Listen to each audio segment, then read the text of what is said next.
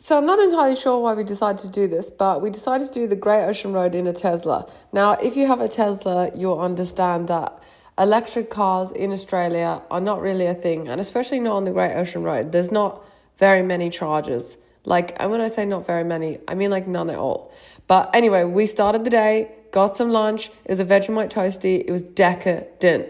That milkshake tasted of milk, and I didn't like that at all. Now, one thing about Australia is there's so many Rip Curl, Billabong surf stores, and they're like these massive outlets, and you can just basically go there and find like these epic deals and like crazy like one-off like clothes, which is so cool. And then everyone's like, I love your clothes, and then you can never find them again. So yeah, that's me not knowing how to charge the Tesla, because seriously, it's just a giant toy. Who gives a fuck?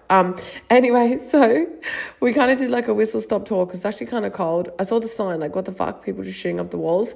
Obviously in Australia there's lots of stops along the way when you're doing road trips, usually chocolate stores, cheese stores, things like that.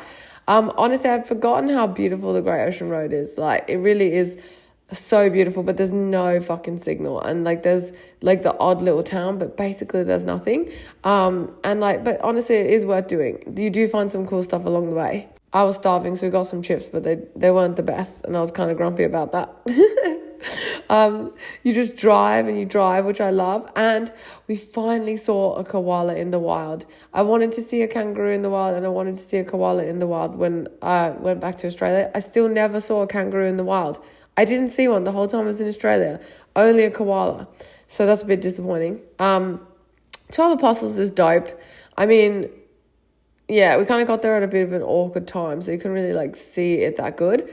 But and it wasn't that good for pictures, but yeah, it's worth seeing, you know what I'm saying?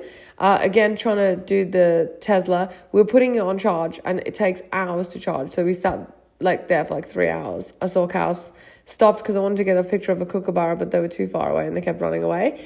Honestly, the one thing I forgot about Australia is that it's so empty. Like, it's so secluded. Like, where's the cars? Like, where's the people, you know? Like, it's just mostly like road, nature. Anyway, so we were driving home. I was stressing out about the Tesla.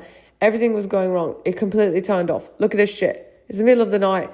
Like, Tesla is just full of screens, and there's no screens. They're not working. It went completely off. So we didn't know what speed we're going. We didn't know where we're going. We didn't know what we were doing. We didn't know anything. So we thought we'd go try and charge it and see if it turns it back on.